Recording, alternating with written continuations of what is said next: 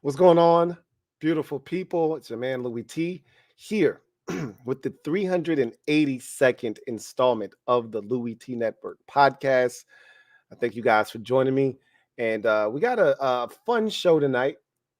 NFC East problems have arisen. And that's like music to my ears as a Commanders fan, knowing that we suck, watching the Cowboys and Eagles struggle, and then seeing the fan base, specifically the Eagles fan base, kind of disintegrate right before my very eyes. It's just amazing that they're 10-4 and they're conducting themselves in the manner that they are. But that's nor here nor there. We're going to talk about all of that. And then some. We're going to take a look at the playoff picture overall and kind of talk about what we think is going to transpire. Take a look at week 15. We'll breeze through that, go slate skating, talk about week 15 real quick. I thought it was a week that was predictable, and still some things happened that I didn't expect, i.e. the Monday night outcome with Seattle Seahawks with Drew Lock at the helm, getting it done against the Eagles. But nonetheless, we'll get into all of those things and then some here on the 382nd installment of the Louie T Network podcast that starts now.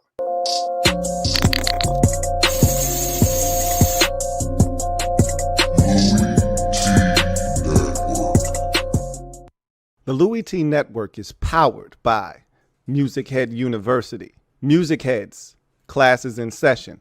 Turn me up. Enroll on YouTube now. Link is in the description. So who else could it be but me, your man, Louie T? Welcome to the 382nd installment of the Louie T Network podcast. I, of course, am your set man, Louie T. Thank you for joining me. I'm wearing a Grizzlies hat for the first time in a long time because for the first time this season, Morant is back in the lineup. He served his 25-game suspension. It was hell as a Grizzlies fan watching that. I will say some good things have arisen out of that suspension. Players were forced to take bigger roles, and I think we saw Desmond Bane become the type of player that we need him to be. Like, in order to have a chance in the NBA, you need a big three. I thought it was like a 2.5.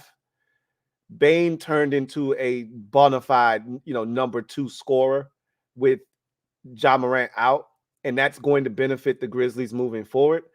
Tripp is, I think, the perfect third option, on a team. I would love to see his shooting get better and back to where it was when he first came into the league, but he's gotten bigger, more physical, stout down low. You can go to him and get a bucket in the paint.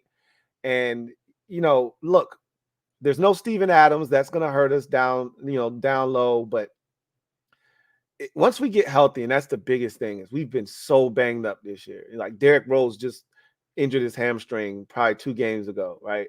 Marcus Smart is still out, and he'll be back here shortly. But once we get all our stuff, Marcus Smart, Derrick Rose, and we get healthy and we get the rotation going and we figure out who's playing what kind of minutes and we get settled in, look out. I'll just say this. They're favorite in the West. I don't think that we are bad enough to the point where we can be dismissed this season. We can get hot and win, 15 out of our next 20 games or whatever and get back to 500 and be right in this mix. I am not counting out the Grizzlies, and what Ja did tonight, and I haven't watched it yet, but obviously I got all the updates on my phone, and, he goes for 34 points, hits the game-winning floater. We were down 20 at halftime, so I thought, okay, we're getting our ass beat again, and I didn't think much of it. And to see what he was able to do in his first game back, there was an over-under bet whether he would score 25.5 points. That's what the number was set at. And he scored 34, obviously. And we came from behind and we beat the Pellies, and he's back. And we missed him dearly. The NBA missed him. Who are we kidding? Like, he's literally the face of the NBA if he can get his shit together. They were ready to pass the torch to him. He's just got to be willing to receive it and accept it. But as a Commanders fan, and my Braves not getting it done, even though they had a great regular season, I was really looking forward to the NBA season. But knowing that Ja was going to be suspended, it took a lot of that luster away. I usually don't watch NBA basketball until Christmas time anyway. I'll be watching that game. I got it on record. It was on TNT. I'm going to check it out. I got it DVR'd. Can't wait to watch. But in any event, I digress. Let's get to the gem dropping session, shall we? I think we shall. Let me drop this gem on your melon. Open your mind. Let your conscience be free. You're now rolling with your man, Louie T-double-E. Let me open you up. Get you thinking a little bit. So, the NFC East just 2 weeks ago was riding high. Big Sunday night football contest. You know, it was 9-3 Dallas against 10-2 Philadelphia. And, you know, two of the better teams, not just in the conference, but in the NFL.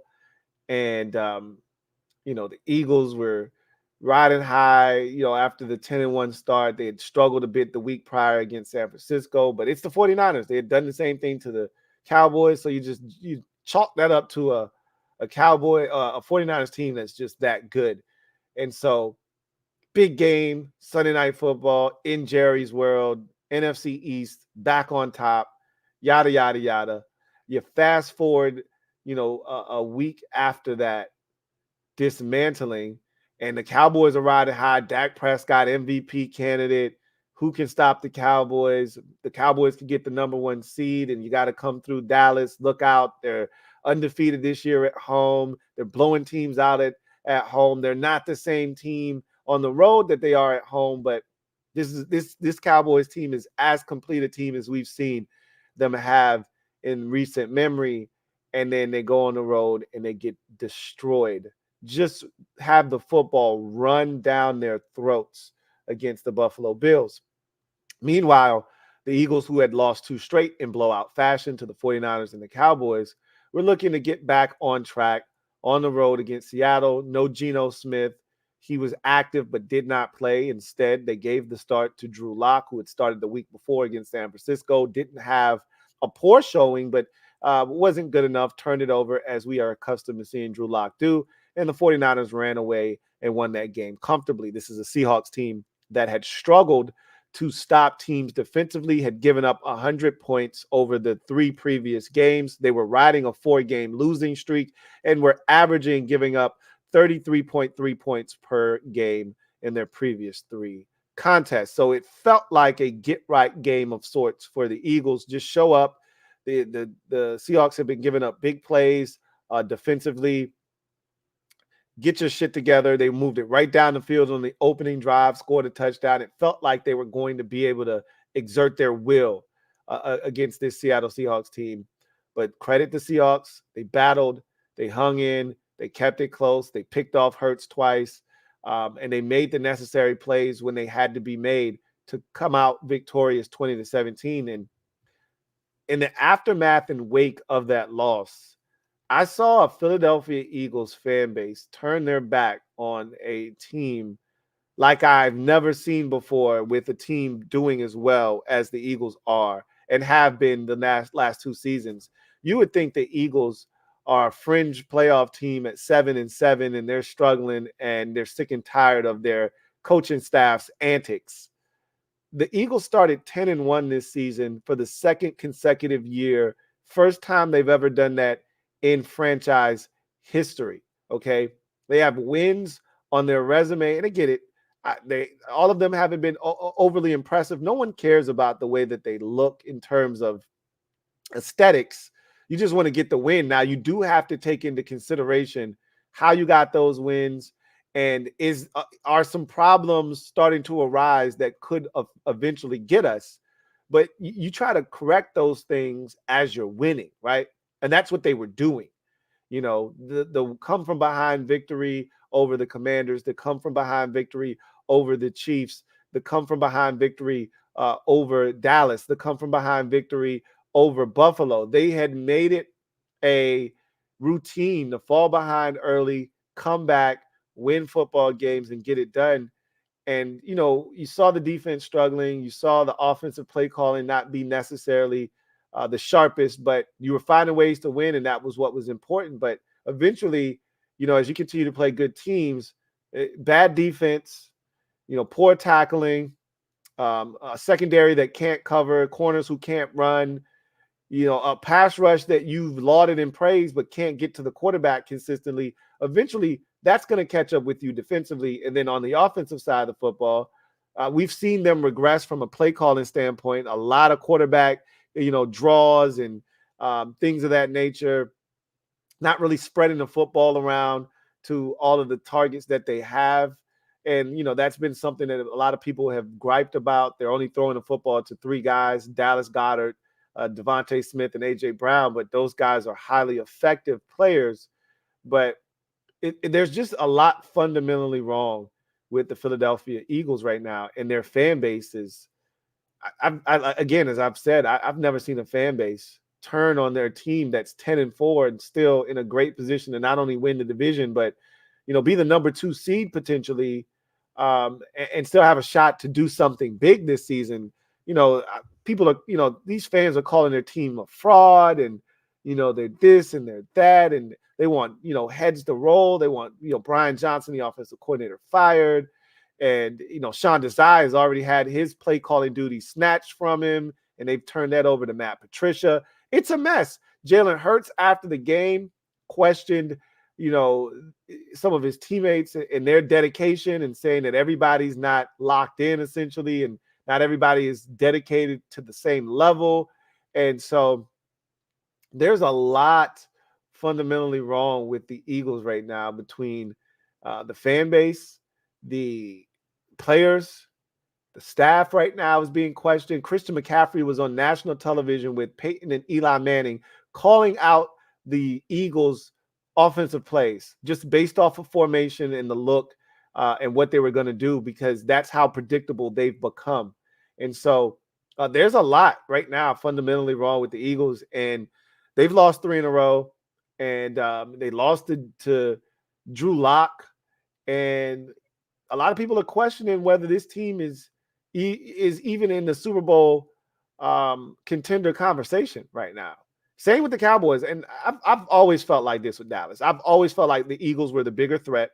The Cowboys, if you send them on the road against a good team, they're going to get baptized, because they just aren't mentally tough enough to go into somebody's building and be bullies. They're the greatest front runners that there are, right? You put them at home in an environment that they're comfortable with, in front of all of their fans, and they'll put an ass whooping on you quick, fast, and in a hurry.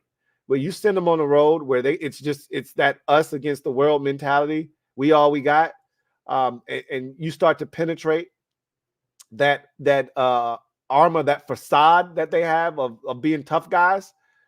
You quickly get to that soft interior in the middle, and they had little to no resistance for the Buffalo Bills in that game. It was fun to watch, but it was also like, damn, you guys are supposed to be Super Bowl contenders, and this is the shit you do. Every time you see somebody with some chops, this is what you do. See San Francisco on the road, get obliterated, give up 40. See the Bills, you're down 31-3. Josh Allen, with about 9 minutes to go in the game, is on the sidelines with a raincoat on, keying on the sidelines with Stephon Diggs, because it's 31-3 and the game's already over.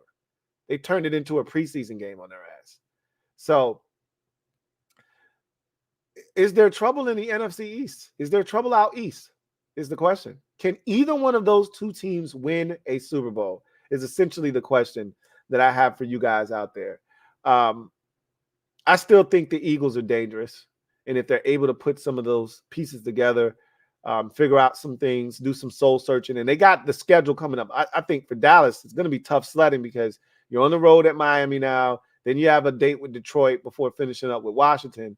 While you can find ways to get right, it's not going to come against easy opponents, And so we'll see how they handle on the road at Miami, how they handle at home versus Detroit, because you may see that same Lions team in the playoffs. Who knows, right? Depending on how things shake out. But for the Eagles, meanwhile, Giants, Cardinals, Giants, you got a chance to get your shit together. You got a chance to kind of fix some of the problems that have been persisting here of late. You got a chance to really settle in with your new defensive coordinator, or at least your new play caller, Matt Patricia, you got a chance to maybe iron out some of the wrinkles with your offensive coordinator, your first-year offensive coordinator, Brian Johnson. And you got a chance to maybe assimilate some of these players like Shaq, Leonard, like Kevin Byard down the stretch, and really get these guys fully comfortable in the scheme and what you're asking them to do.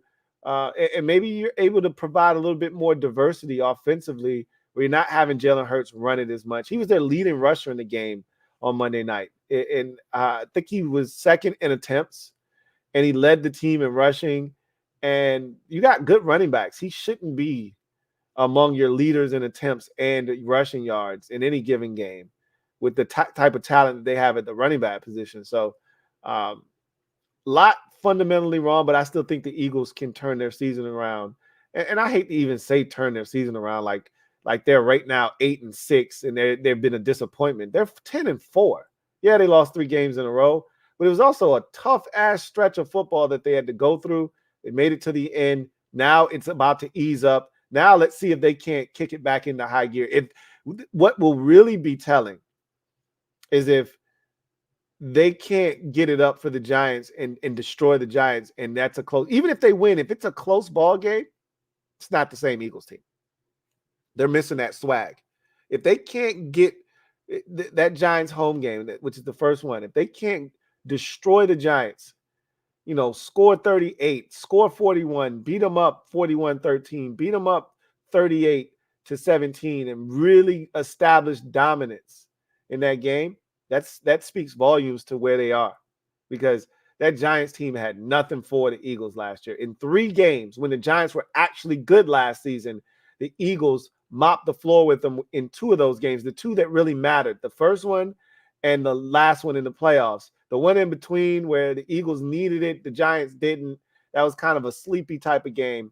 But when the Eagles were actually out for blood and they wanted it, they took it from the Giants both times last year. You need to do that again and reestablish yourself as a Super Bowl contender in the NFC. Meanwhile, for Dallas, big game, because it's the same rhetoric. It's the same conversation we've been having. A tough test on the road. Can you handle it or not? We'll find out against the Miami Dolphins this upcoming week. I'll tell you this much. The Lions seem to have gotten over their little funk that they were in. The 49ers look like a juggernaut right now. They got a massive test on Monday night versus the Ravens. We'll find out a lot about the NFC overall, but the NFC East was supposed to be a linchpin in that NFC playoff discussion. Like, those 2 teams were going to be in the mix, and potentially one of them would be in the NFC Championship game, and that still may be the case. But the way these 2 teams are looking in particular, especially if Dallas doesn't get their shit together, they won't make it out of they might not make it out of wild card weekend. Who are we kidding? If they don't get home field advantage and they got to go to, say, Tampa or New Orleans, even though, inside Dallas is good, you go to a team like New Orleans who will run the football, who has no problems trying to establish a run and be physical. I think their defense would scare the shit out of Derek Carr. But I can see Tampa giving them a run for their money. Unlike last year where they went into Tampa and abused Tom Brady and company, I could see them struggling with the Buccaneers and potentially losing to the Tampa Bay Buccaneers. So we'll see. I think there is a little bit of trouble out east, but these last 3 games will go a long way in determining what I feel about the NFC East teams that have a chance to win a Super Bowl this year, and how realistic are those expectations heading into the postseason. These next 3 weeks will tell the story.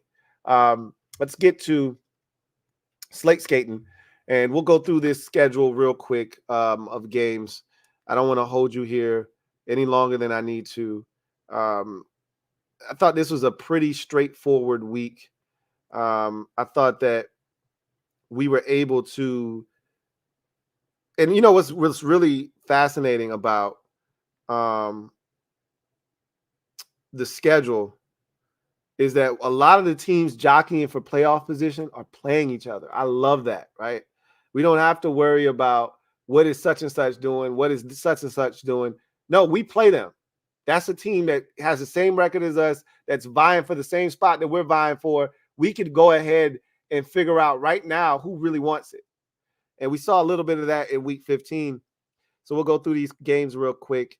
We went through the Thursday night game, the 3 Saturday games already. We went through the Sunday night and the Monday night games already. So we'll tackle everything else in between. We'll start with the Commanders and Rams game, knock that out quickly, get that out of the way. Rams win, improve to 7-7 on the season, back to 500 with a 28-20 victory over the Commanders. For the Rams, they really could have blown Washington out of this game if not for the turnovers. They had 2 fumbles by their running back, who has been outstanding for them in this season. When he's healthy, they've been a different team this year. But Kyron Williams did put it on the carpet twice. He still had 27 carries for 152 yards in this game and a touchdown. Like, they had no answers for him, and he's been that kind of a player for them. And since he's come back from his injury, that's what the Rams have been. And so they continue that. They were up 28-7 in this game before Washington made a switch at quarterback, benched Sam Howell with roughly 9 minutes to go. Jacoby Brissett comes in, 2 drives, takes them right down the field, scores 2 touchdowns, and gave them a chance, but unfortunately missed the extra point. And Washington's inability to get a stop at the end allowed the Rams to run the clock out and win this game 28-20 and improve to 7-7 on the season. The Commanders dropped to 4-10 and are vastly approaching the top 3 of the NFL draft. Jets, Dolphins, this one got out of control rather quickly. It was 24-0 at halftime. Tyreek Hill did not play in this game. They didn't need him. Zach Wilson sustained a concussion in the second quarter, was done for the ball game. And Jalen Waddle took essentially picked up where Tyreek Hill left off. He was huge in this game, made a big catch and run for a touchdown. Trevor Siemian came in relief of Zach Wilson. He wasn't any good, threw 2 interceptions, and the Jets didn't score a single point in this game.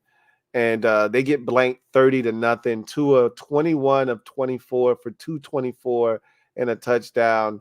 Jalen Waddle, 8 catches, 142 yards. What a luxury that is, that Tyreek Hill leads the lineup and you can turn to Jalen Waddle and say, hey, I need you to be the stud today. I need you to be the new number 1 today. And he just gets you 8 for $142 and a score, right? Must be nice. Anyway, Dolphins improved to 10-4 with the 30-0 shutout. Jets dropped to 5-9 and are mathematically eliminated from playoff contention. Big game for the Dolphins coming up. They host the Dallas Cowboys on Christmas Eve.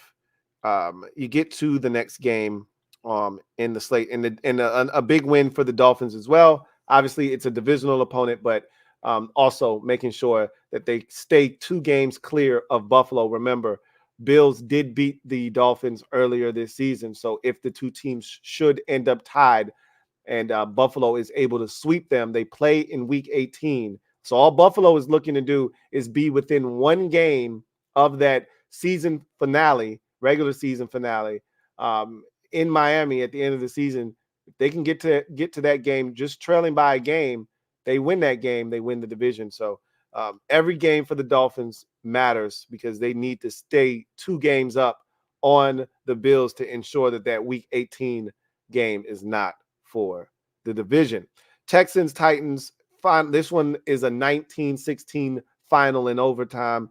Houston gets the win. This is a debilitating loss for the Titans. They were up in this game 13-0. They were dominating. They had blocked a punt. They scored a touchdown off of that. They were dominating the Texans. Remember, no CJ Stroud in this game, out with a concussion. In comes Case Keenum as the starter. They bypass Davis Mills, which tells you how they feel about his ability to get it done. And Keenum came in, struggled through a pick 6. They were really, really struggling early in this game, but they battled. They hung around. The Titans couldn't put them away. This game gets to overtime, and the Texans win this thing on Kamiri Fairbairn's 54-yard walk-off field goal. And this is a guy that missed like 3 or 4 weeks straight out with an injury, comes back and is the winner and the hero of this Texans rally and come from behind victory 19-16. And what a momentous win that has to be for the Texans. You're without your leader and your young rookie quarterback, CJ Stroud, who's been outstanding. You go on the road, you fall behind by 2 scores immediately, and you don't panic, you don't waver, you stay strong in your conviction of what you are as a football team, and you just you plug away, right? And you find a way to just hang tough, and when you have to have it, you make enough plays to ultimately give you a chance to win the game, and you get it done. Texans are now 8-6. And what a story they've been. Them and Indianapolis are 2 of the better stories in the league this year. Just teams you didn't expect anything from, but that's the NFL every year. You get 2 or 3 teams every year that come out of nowhere. You weren't expecting them. You think they're maybe a year or 2 earlier than expected, but there they are playing the kind of football that we're seeing from Indianapolis and Houston.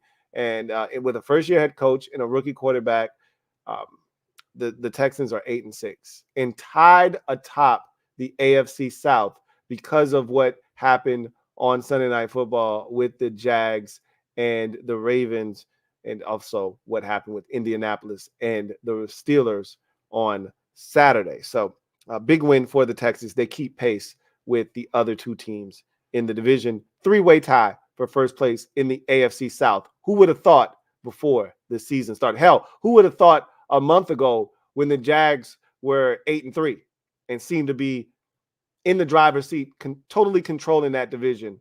3 weeks later, 3 losses later, they're 8-6. So are the Texans and Colts. Amazing. Bucks, Packers. So I remember I was talking about all these games against teams that have the same record, that are vying for the same spot. Here was a great example of that.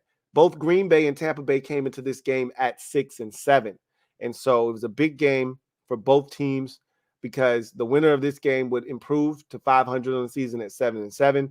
Also would have the tiebreaker over the other team should it get to that point at the end of the season when it's all said and done. And so this is a big game, right?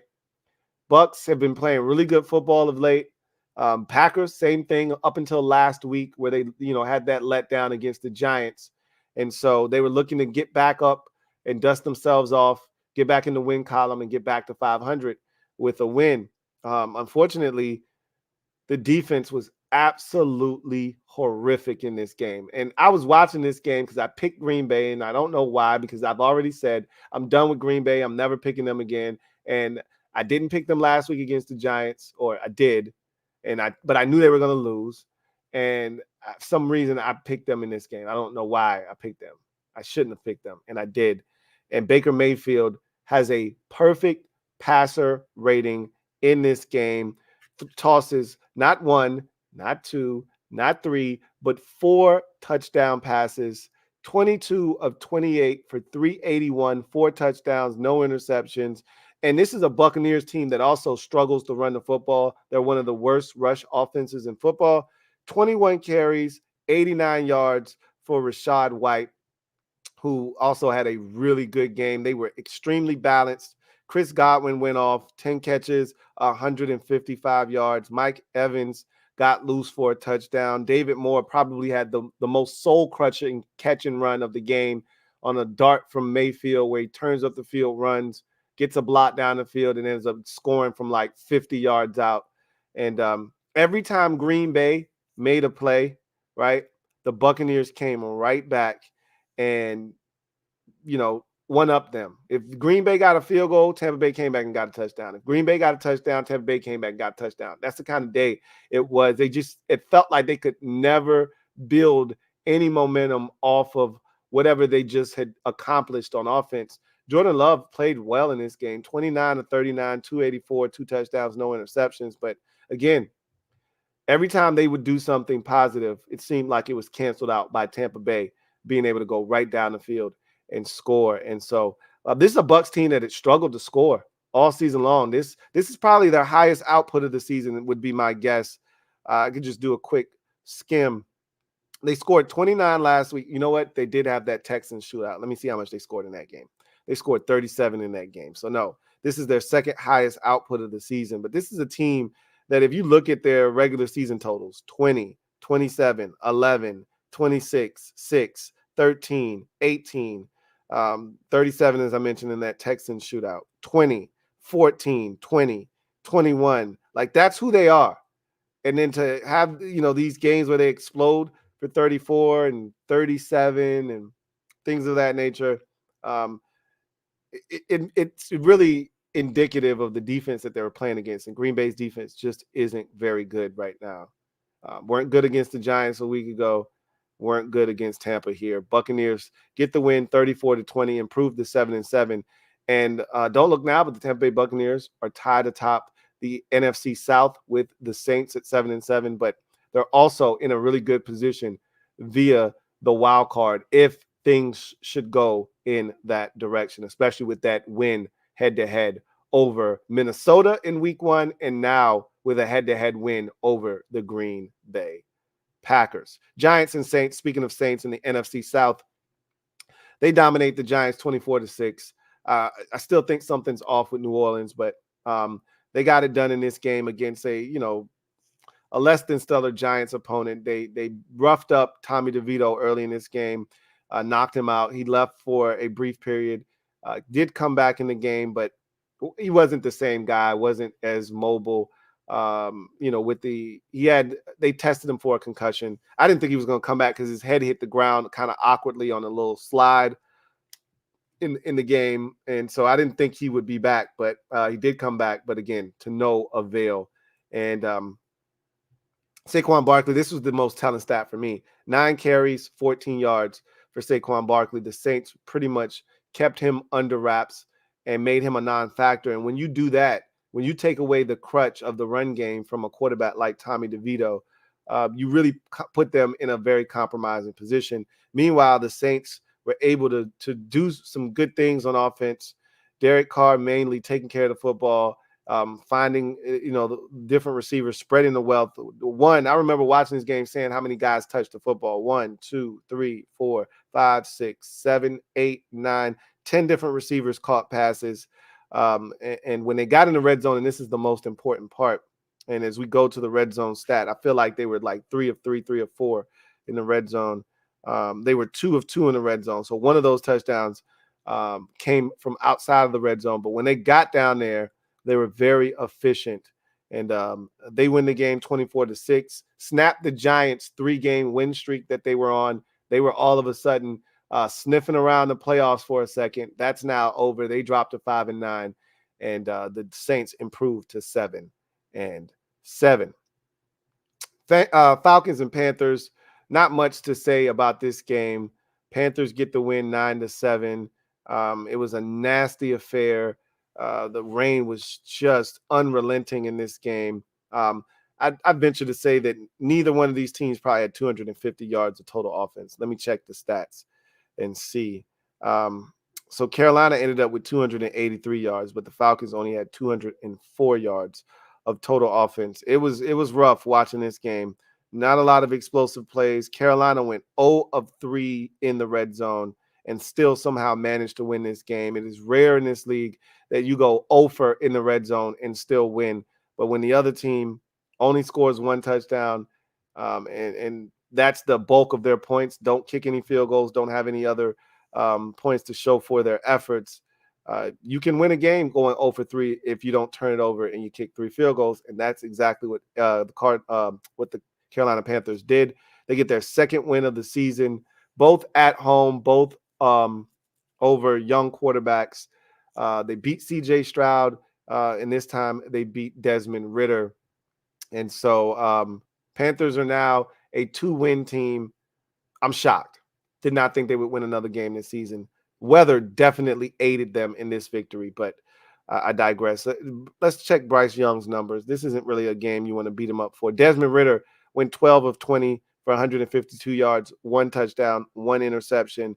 And, of course, he has been benched in favor of Taylor Heineke for the remainder of the season. So we will see how that works out. Meanwhile, Bryce Young, 18 of 24, 167, Nothing really earth-shattering here, but he took care of the ball, which is something he hasn't really done well over the life of this season.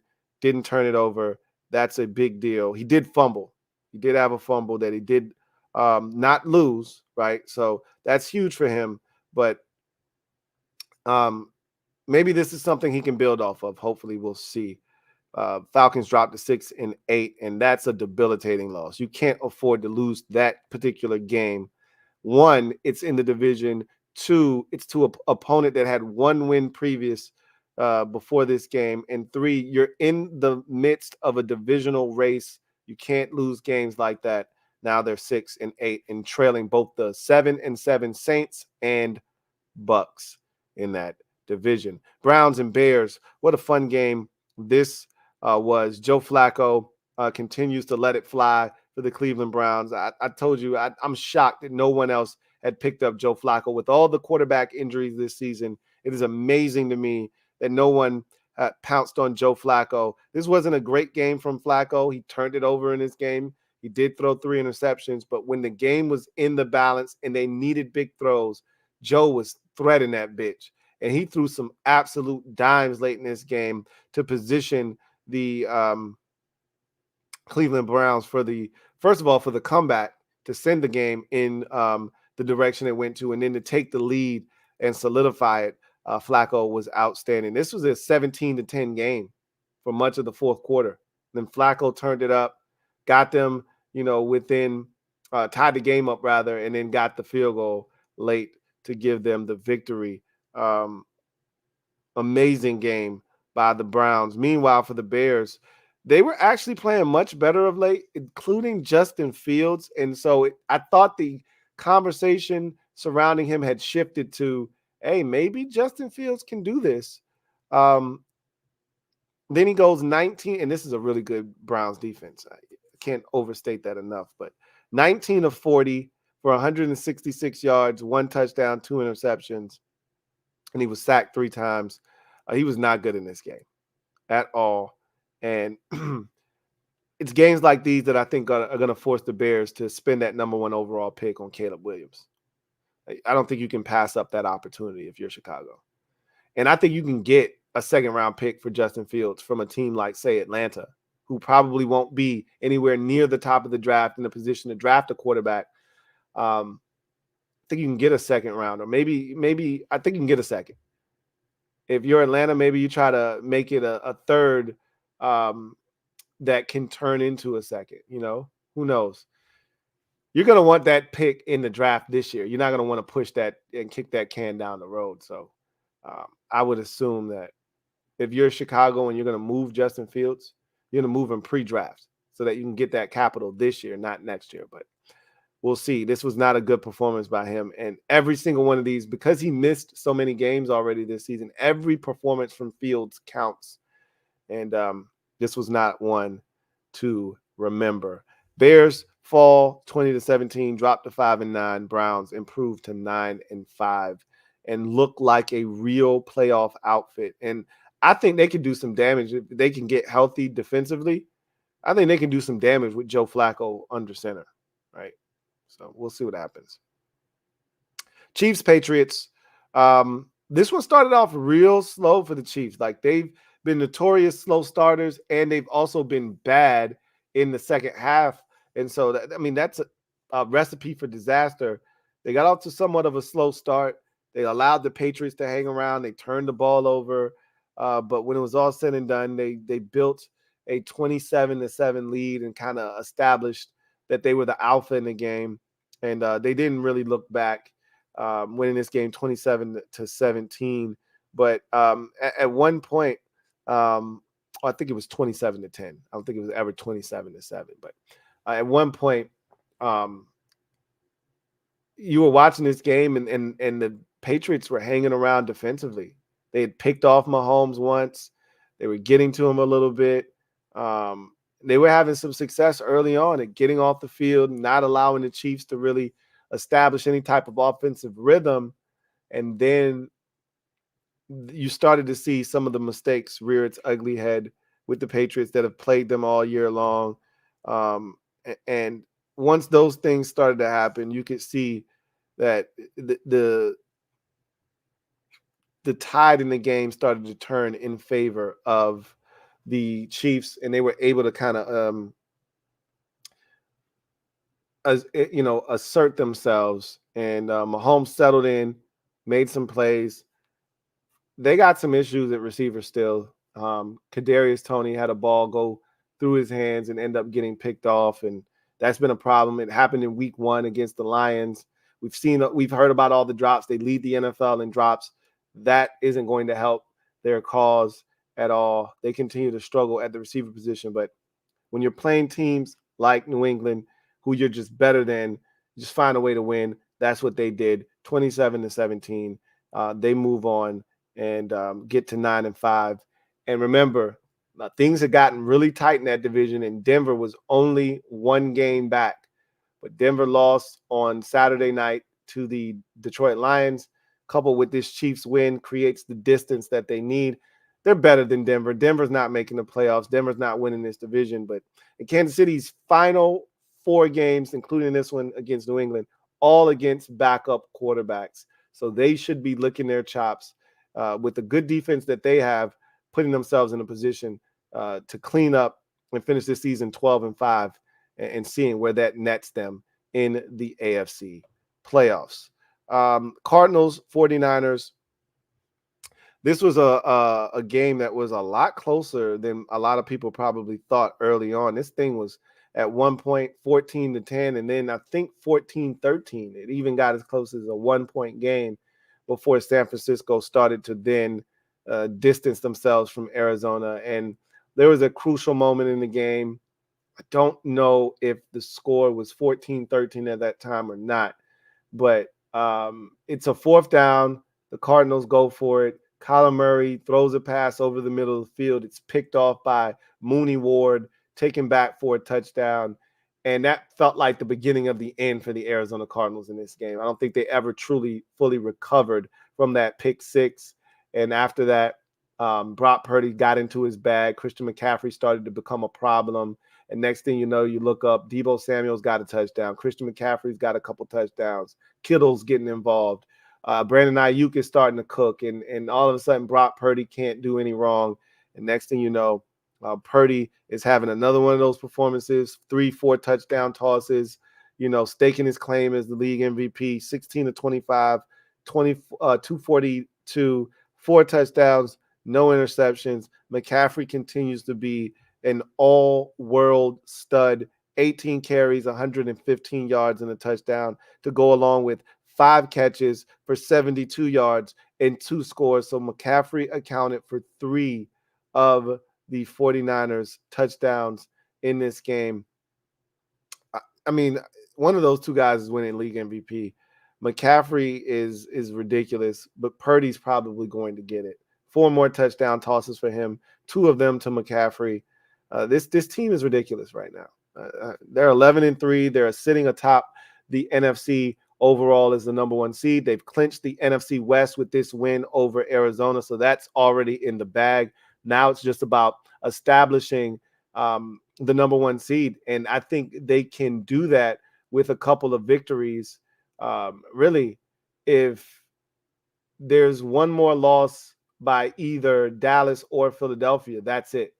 No matter what happens with San Francisco, because then you get into the territory of, well, it has to be coupled with a San Francisco win. And they got Baltimore on Monday Night Football, so that's going to be interesting. But if San Francisco were to win and both Dallas and Philadelphia lose, then they would create 2 games of separation for the number 1 seed. And then you couple the fact that they beat both Dallas and Philadelphia, and that would end any hope of the number 1 seed, which already feels like a foregone conclusion at this point. Barring some kind of catastrophe, the 49ers will be your number 1 seed in the NFC. The Cardinals drop to 3-11. And then finally, Cowboys Bills. This was total domination on the part of the Buffalo Bills. Crushed the Cowboys on the ground. 49 carries for the Bills for 266 yards, over 5 yards a carry. James Cook, career high in carries, yards, and average for a game with as many touches. 25 carries, 179 yards, and a touchdown. He was absolutely dominant, but it didn't stop there. Ty Johnson, the backup running back, 9 carries, 54 yards. He averaged 6 yards per tote. So it just didn't really matter who they were handing the ball off to. They were impactful. Josh Allen went 7 of 15 for 94 yards and a touchdown. He did not have to do much in this game but turn around and hand it off and let James Cook and Ty Johnson and company do the rest. Dallas had no answers for the Bills' ground game. And in addition, their offense was anemic. Dak Prescott came into this game as a MVP frontrunner, left this game with more question marks than answers. 21 of 34 for 134 yards. No touchdowns, 1 interception. Easily could have thrown 3 in this game. 2 interceptions were absolutely dropped. And so they struggled there. They struggled to get the ball to CeeDee Lamb consistently. Brandon Cooks was open on the opening possession of the game for a touchdown, and Dak Prescott overshot him. So it was that kind of game for the Cowboys. They just couldn't find a rhythm, couldn't get right. Meanwhile, the Bills could do no wrong, and they definitely, I think, exposed a weakness in Dallas's front. They're fast, they're aggressive, they can get to the backfield, they're quick. All of the things you want, but they're not sturdy. They don't have the best run defense, especially with a guy like Jonathan Hankins out of the lineup who was not playing in this game. That's a big win for the Buffalo Bills, who are now 8-6, and every week is a playoff game for the Bills. They cannot afford a loss, especially if they're still trying to win the AFC East, which seems like a long shot right now, but nothing's out of the realm of possibility. As long as Buffalo continues to win, all they need is one Dolphins slip up, and they'll have a shot late in the season. One loss by Miami, and Buffalo wins out, and the Bills will be your AFC East champions. We'll see what happens. Dallas drops to 10-4 after this loss, continues to struggle on the road, continues to struggle against opponents with a winning record this season as they continue to fuel the narrative of Dallas not being able to beat good football teams. That is an ugly loss by Dallas. So that is going to do it for Slate Skatin. I appreciate y'all joining me for that. We're going to finish up the show with garbage time. And so we'll get to garbage time. And I think I'm going to use this opportunity to just get to your comments. There aren't many. We'll knock those out. I'll talk about the both conferences playoff picture real quick, kind of take a look at that, see what it looks like, and kind of assess what I think could ultimately happen in the playoff picture on both sides of the bracket. So with that said, let's get to the comment section. HCTR Carson writes, Demetrius Jamel Morant is good at basketball. Yes, he is.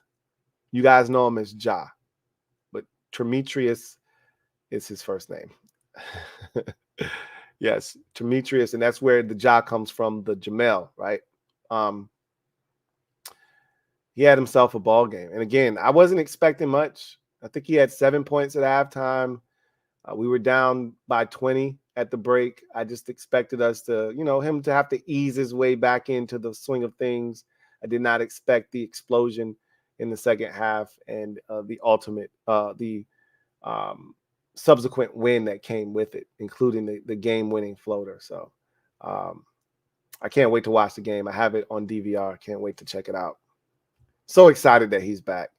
Kevin writes, hey, Lou, I can't take any more Joe Barry. He's ruining this team. Oh, by the way, did you know we had 8 first-round picks on D? Not like it makes a difference with him calling plays. I can't do this, Lou.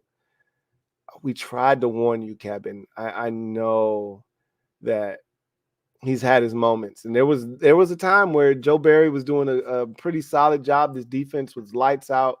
That's probably like 3 years ago, it feels like now. But I've been saying, we laughed when we saw that you guys hired him. Joe Barry was awful in Washington. Just ridiculously bad. and we couldn't wait to get rid of him. And that was after 2 years. I think you've probably had about 3 or 4 years strong of Joe Barry. We had him for 2 years, and we couldn't get rid of him fast enough in Washington. So we felt for you, and we kept telling you, man, it's going to be bad eventually. Joe Barry stinks.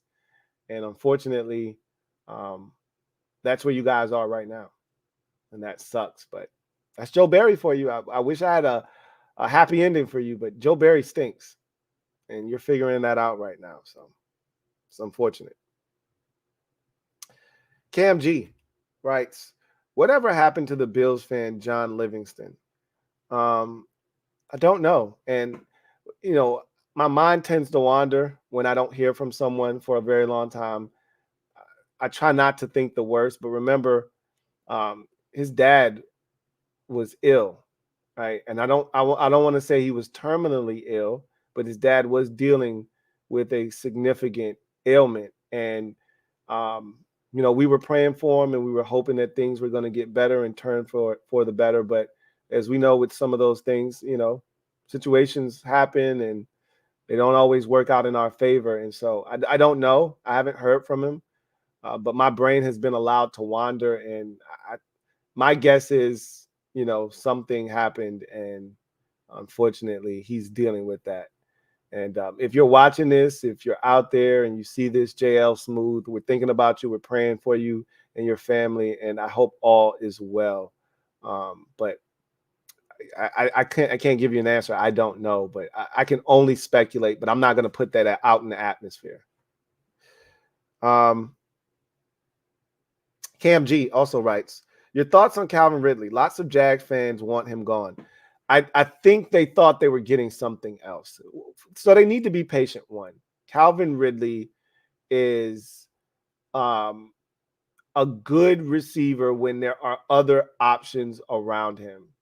And so when there's no Christian Kirk, he has the bulk of the offensive weight on his shoulders. He's not the carry the offense type of guy, right? But when you have other guys, and I think how they envisioned this is Ridley, Zay Jones, Christian Kirk, and then of course the tight end Evan Ingram, and those four guys with the sprinkling in, Jamal Agnew as well, and then the sprinkling in of Travis Etienne as a pass catching threat out of the backfield. You felt like you had more than enough weapons, and you didn't need Calvin Ridley to be this, bona fide stud number one. He could just be a complement to the other receivers that you have. And if he turns out to be the best of that group, great. That's what we want. But he's dropped a lot of passes this year. He's been very inconsistent. It is his first year back, so I say cut him a break. But the lack of consistency from him has been frustrating at times, and I think that's probably what has Jaguars fans on edge right now with him, is he just hasn't been consistent this season. Niners fan writes, Lou, please stop talking about the lack of girth on the Cowboys defense without saying pause after. I can't stop laughing. I try to remember to say that. I do that on purpose, though. I use the word girth because when you hear the word girth, you're usually talking about something else, right? So I do that on purpose. But they didn't have Jonathan Hankins, pause, right, in the game against Buffalo. So it made sense that they were run on mercilessly. But that just goes to show you, without that one guy, they drafted Mozzie Smith to be a run defender, and he doesn't move the needle at all for their defense. Without Jonathan Hankins in the middle of their defense, they're incapable of stopping the run. That's insane to me. Like, Jonathan Hankins can't be the most important player on your defense. But that's essentially what this Bills game might have proven in terms of stopping the run. There's no one more impactful for the Dallas Cowboys right now than Jonathan Hankins. And I don't know how long he's going to be out for, but that's a sad state of affairs if you're counting on Jonathan Hankins to be the anchor of your defensive line in terms of stopping the run. Anyway, I digress. That was the last comment. So we will get out of here. I do want to say that We'll be back on Thursday, and that will be like a special Christmas edition, right? That'll be the last time we chop it up prior to Christmas. So we'll be talking about a lot of things, under the sun, from music to movies to this to that, to the holiday schedule, all of that stuff we will be talking about on the podcast on Thursday. Keep in mind, there is a Thursday night game. There are Christmas games this year. The schedule is wacky. 2 games on Saturday, 3 games on Monday. So we got a lot of football spread out over a 4-day period. Saturday, or 3 days, excuse me. Really 4 if you count Thursday. 4 days, over a 5-day period. We got a lot of football spread out. Over a 5-day period, we got 4 different days we'll have football on: Thursday, Saturday, Sunday, and of course, Monday. There's a triple header. So look forward to chopping it up with y'all. Then Vincent Coe, thank you for the super chat. Greatly appreciate you. Who writes, John Morant, thank you for being a member of the MOBB. Yeah. John went off, man. I can't, like I said, all I can do is look at my phone and look at the statistics. But I got the game, as I said, on the DVR. I'm looking forward to watching it and seeing just exactly how, because again, the first half couldn't have been more lackluster, right? 7 points, 3 of 8 shooting, 0 of 3 from deep. And I just said, look, it's going to take a little time. And that's what I told myself. He's not going to come back in and just pick right up from where he left off last year. Boy, was I wrong. Second half, totally different story. And he hits the game winner. You can't make this stuff up. Like that's some Hollywood, storybook ending type shit in your first game back. I mean, that's crazy, but that's how good of a player he can be if he just keeps his shit together on and off the court, which I think Derrick Rose's presence is going to be huge for Ja Morant, which is why they brought him and Marcus Smart. Literally this entire offseason was all about dedicating themselves to protecting their investment. They see Ja Morant as, again, not just the future of their franchise. He's the future of the NBA, right? They are protecting him at all costs. So bringing in 2 veteran guards to mentor him literally was what this offseason was about. And hopefully it works, because we know the dude can play on the court. There's no ifs, ands, or buts about it. So we'll see what happens. I digress. You guys get out of here. I'll see you guys on Thursday. Look forward to chopping it up with you there. If you're a Washington fan, look forward to chopping, or any fan for that matter. If you want to kick it with us on Wednesday, please, by all means, we'll be live Wednesday night for Commanders Nightly News. Until then, you guys have a good one. Take care. God bless, and good night. LouieTeeNetwork.